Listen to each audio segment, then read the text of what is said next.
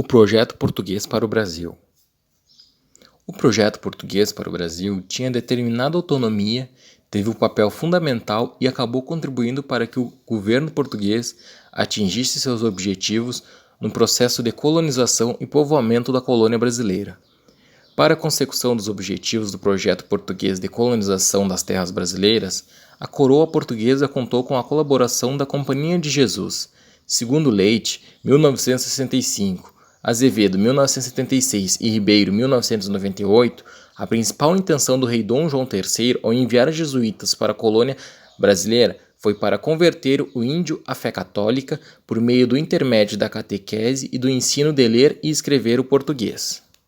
Os indígenas eram domesticados pela catequese, os jesuítas acreditavam que cada pessoa deveria ser incumbida a um tipo de trabalho, conforme o local socialmente ocupado, Rocha 2010, no entanto, o treinamento e a escravização do índio não eram parte do projeto português de colonização. Sendo assim, muitos índios se rebelaram contra os jesuítas e fugiram, alguns voltando para suas aldeias.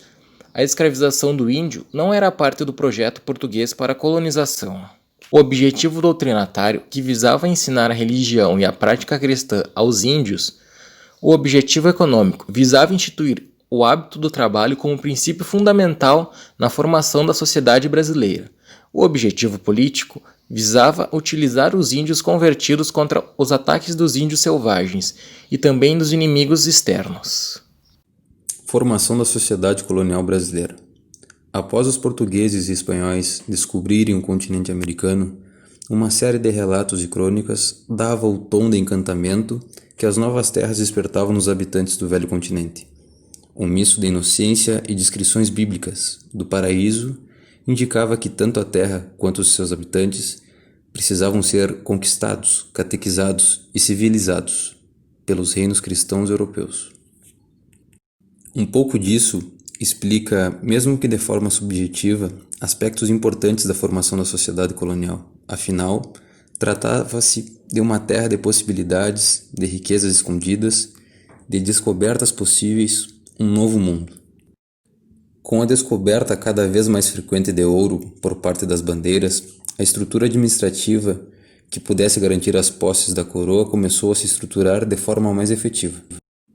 Assim, a sociedade colonial constituiu-se, basicamente, de uma elite vinda de Portugal, que acumulava riquezas de escravos, que consistiam na força de trabalho principal do período colonial, e de indígenas, que apesar de todas as resistências contra os portugueses, tiveram nações inteiras dizimadas, territórios tomados, quando não escravizados.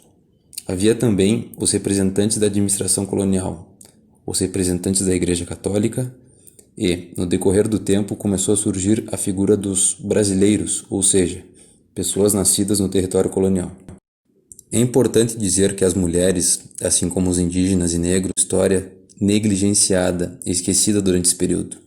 Mesmo assim, a historiografia contemporânea já trabalha narrativas que contam a história de personalidades importantes durante o período colonial. Um nome que ficou conhecido é o de Chica da Silva, natural da região de Minas Gerais e ex-escrava alforriada, que ganhou destaque no Arraial do Tijuco, atual Diamantina.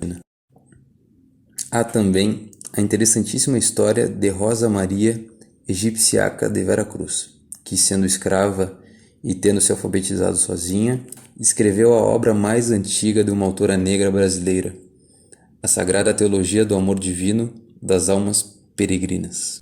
A educação jesuíta no Brasil tem uma cronologia que podemos dividir em duas fases para melhor compreensão de todos. A primeira, de 1549 até 1570, a fase heróica, no qual o grande objetivo era a catequização dos nativos. A partir de uma confiança do chefe dos índios, os jesuítas puderam dar iniciativa aos estudos, mas claro, até ganhar a confiança teve muitos conflitos, pois o chefe era um dos mais velhos, ou seja, tinha muito mais resistência para os estudos diferentes do qual eles já viviam há anos. E o projeto dos jesuítas tinha muita cobrança de regras e de uma civilização que eles achavam que era o certo e principalmente de ter Cristo na vida deles.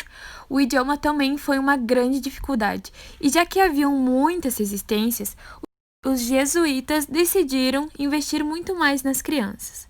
A segunda fase nas missões, no qual foi crescendo em 1570 e já tinham 5 escolas no Brasil. Tinha o objetivo de catequizar e criar sacerdotes para que eles saíssem também catequizando outros nativos. E isso durou por volta de mais de 200 anos. O modelo do homem necessário para a época colonial. A principal função dos jesuítas ao virem ao Brasil era catequizar os indígenas que habitavam essas terras. Com isso, os jesuítas ensinavam os nativos a trabalhar, a criar o horário de trabalho e também práticas de lazer, como aprender latim, arquitetura e a tocar música. As missões, o lugar onde os jesuítas e os indígenas viviam, trabalhavam e iam para a escola, servia também para que os jesuítas mudassem os hábitos dos indígenas.